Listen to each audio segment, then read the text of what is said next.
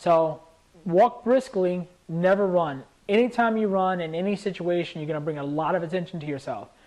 And again, if you happen to come face to face with your subject, stay calm, stay cool, and you always want to avoid eye contact.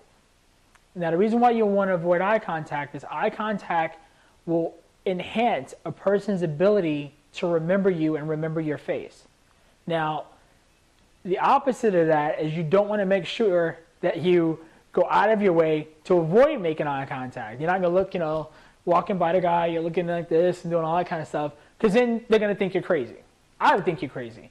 So you want to make sure that if you walk in, you're calm, you're cool, you always use your peripheral vision, and you want to use angles, meaning never walk directly behind someone, because if you're walking behind someone, you're going to make them nervous. They're going to look over their shoulders. Now, if you notice, when I looked over my shoulder, I'm turning my head, so my vision when I'm turning my head is going to be blurred. That's why you want to use angles. If you use an angle and you're off to the person's blind spot, and following somebody on foot is a lot like following somebody in a car. You want to stay in their blind spot. You want to stay very, very small in their mirror. Same thing. If you're following someone, you want to be in their blind spot. If they turn around or I change direction, boom, you're going to be right in front of me. If I'm using my, they're using their peripheral vision, you're watching somebody off the side of you, or they're in front of you and you're watching somebody out that way. Nice 45-degree angle. And also, a lot of people forget when they're following somebody, you're following somebody in a car, you're using a cover car, you're trying to get some cover and concealment going. Same rule applies when you're following somebody on foot. Keep a little bit of distance, a little bit of cover and concealment, and don't panic. You also want to make sure to never assume in covert video that the person is just going into a store. I worked an infidelity case once, and the lady went to the mall, she parked her car, she walked in the store, she walked through the store, went out the other side of the store, and then got in a vehicle and drove away with the other guy. So you want to make sure that you keep up with the person, but don't make it obvious. Walk around from the sides, coming around from angles, never directly in front, never directly behind.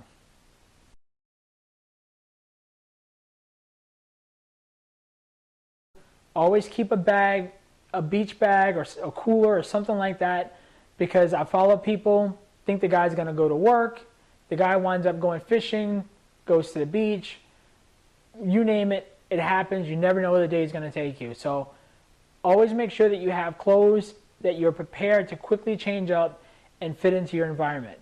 Again, wear black shoes that don't look like sneakers, but they're kind of athletic and have a soft, bottom to them. Or if you have to, wear black sneakers, because they won't stand out as much if you happen to follow somebody into an office building, especially if you're wearing that business casual attire. But again, you always want to make sure, if you can, remove the heat and throw on something that's completely opposite from your black that you're going to wear normally.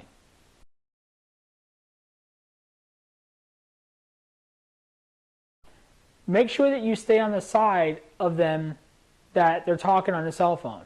So if they're holding their phone up with their right hand, then you want to stay on their right side, because they're blocking that view of you and they can't see you. Same goes if they're holding the phone on their left, they can't see you. If they're in the car and they're talking on the phone and you already got the blind spot, you're in the blind spot and they're talking on the phone, you're pretty much invisible to that person.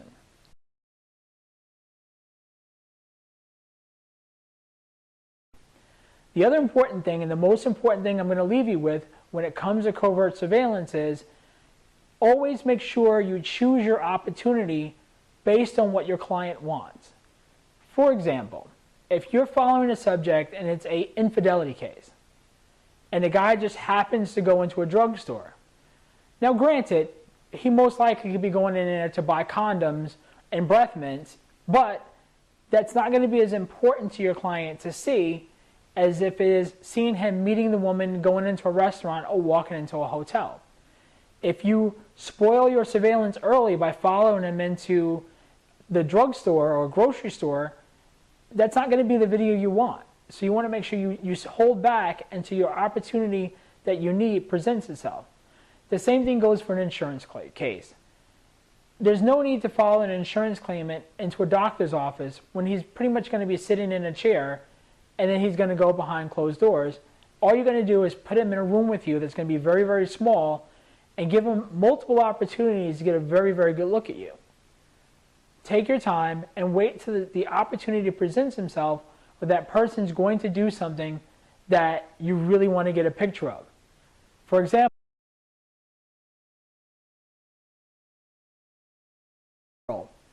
women have a distinct advantage over men when it comes to covert surveillance. Women are often not associated with private investigating. In addition, if a woman follows another woman around a store, they're just two gals shopping. If a woman follows a guy around the store and maybe happens to make eye contact with him and gives him a cute little smile or winks at him, he'll just think, oh, she's flirting with me, she likes me. She's going to have an advantage of getting into places you're not going to, because generally guys make people nervous.